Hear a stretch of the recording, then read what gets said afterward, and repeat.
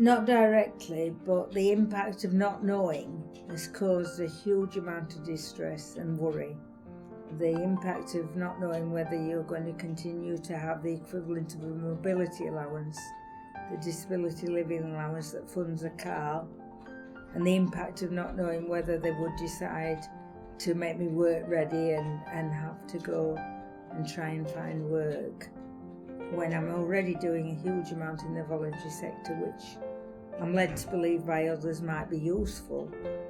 Also, if I had to go to work and I was going to work at the normal time, I would need more support from my personal assistant who already gets up at 6:30 to come to work. If she had to do that for me to be work ready, I think I would probably have to have her stay overnight, which would impact on the costs of the service that I would have to get. It would be far too costly.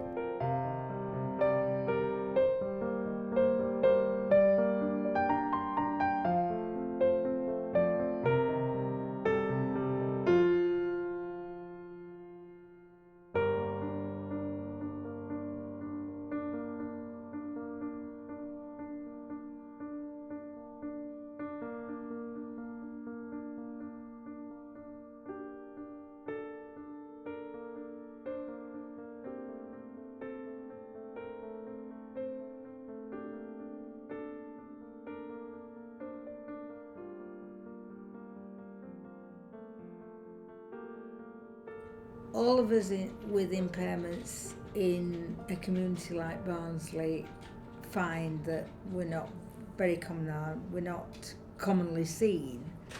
I do think that there was an upturn during the Paralympics for the whole country really, but generally there was an upturn about understanding and things, but I think that's faded.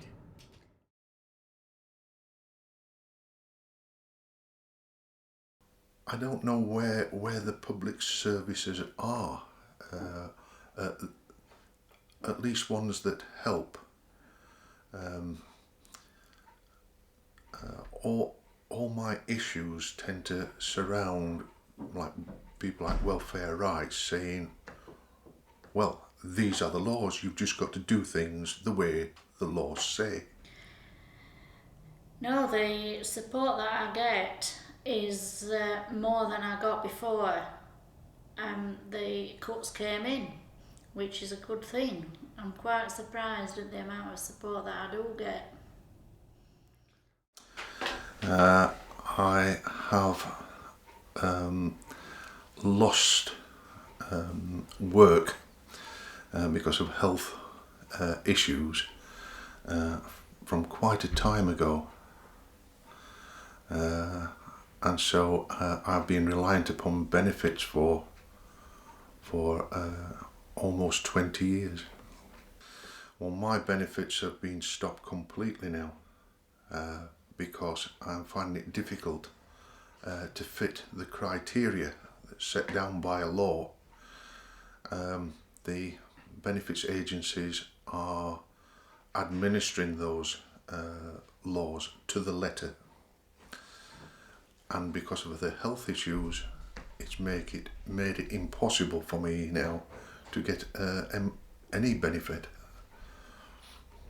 I have been affected by loss and reduction. The reduction part is because at one time I used to get full council tax benefit, and now I have to pay £7 a fortnight out of my benefit, and it's not a great amount that I get, so that's just another bill.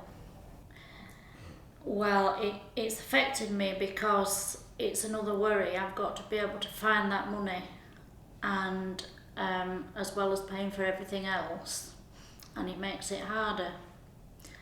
I can't afford to go out socially anymore, which is making my depression worse. And it feels sometimes like I'm just stuck in house looking at four walls. I would be lost without telly, dogs and computer. The stress and the worry certainly has not helped. It means that if there's a crisis in my life, for example, the car doesn't operate in a way that I would like the opening and shutting device on the vehicle.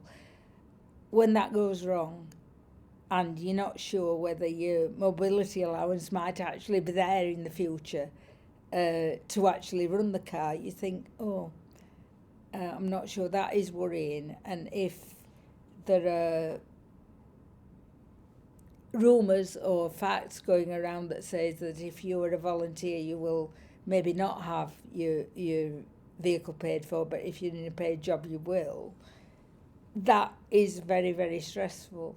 Coming up to a period now of winter, and because I cannot afford heating, my home is damp, wet in many places, and it does have a serious impact on my health. The last 2 winters have been particularly harsh, and towards the end of those winters I have felt as though I wouldn't be making it into the spring, but I have, but it does impact on my health. Yes, I have noticed changes in my quality of life because, as I said in my previous answer, I used to be able to go out socially and now that's all stopped. Simply because I don't have the financial available to go out and enjoy myself, really, which I miss.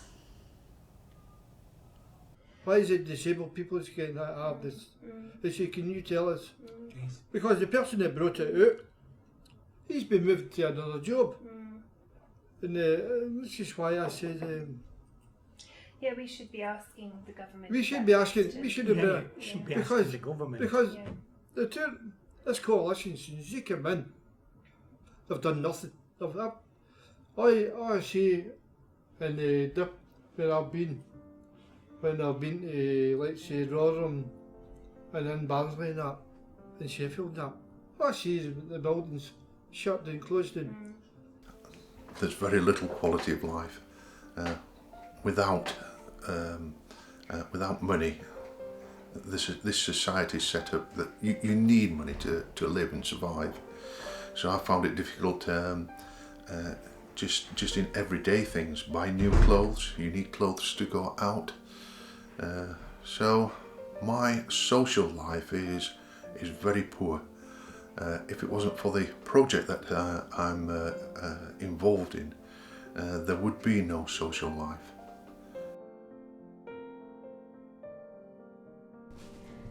Examples of extra costs because of impairment. You might have to have extra shoes. You might wear, if you were walking, you might wear your shoes out more. You might rub your clothing more, they get worn. You might have to do more washing than the average person to have clean clothes and be well turned out.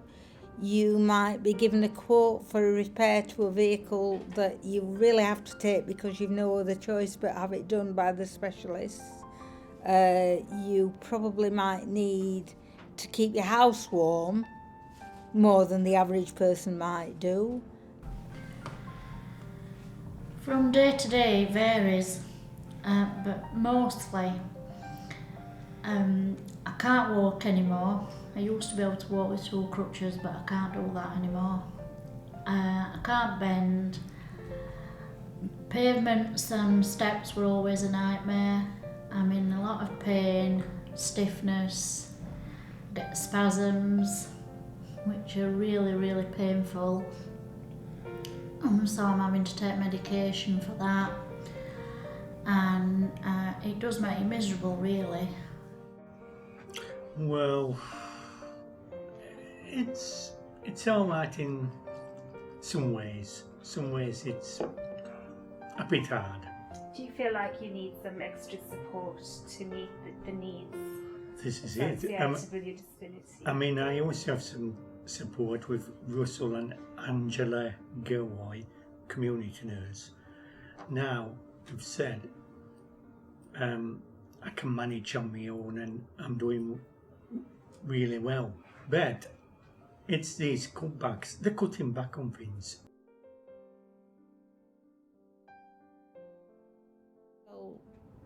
Ultimately, the way I look at it, the only way you can have an effect on the world is what you do at the time. And maybe in the future somebody's going to say, oh, she's not here now, but she used to do this and she did quite a good job with it. And as long as I can keep doing it and be valued or validated by doing it, and people think I'm doing a reasonable job, the future will involve exactly what I'm doing now, although I might need more support to do it. I mean, I hear things on the telly, and my sister didn't want me to get worried, you see. I think that's what a lot of people are saying to us, that, you know, they're worried about things that they read in the papers, read in the news, and there's not very good information out there about what the... Even this thing that's coming out, and number one, she came for the Department of Work's pension. I says to her, I says, wait a minute. I said, how do you know? I said, it could be a different government, it could be in 2015. She said, she looked at me, she said, what do you mean? I said, how do you know? The same college you're going to get in. It could be somebody else you could be in. I said, so... So, if the new government came in 2015, what would you want them to do for disabled people? The first thing I would like them to do is scrub up bedroom tax, but I cannot see it. That's the thing that's affecting you most at the moment. I cannot, Amanda, I cannot see it. I can't see it. Bleak, really. The future looks bleak because, as I said, it's all uncertainty. It's all up in the air. Nobody knows what's happening when, and I'm one of these people that likes to know what's happening and when it's going to happen. Well, if we were just to rely upon government, I see a bleak future. I don't think we're getting our money's worth out of government for the taxes that we pay. I think we're getting a raw deal.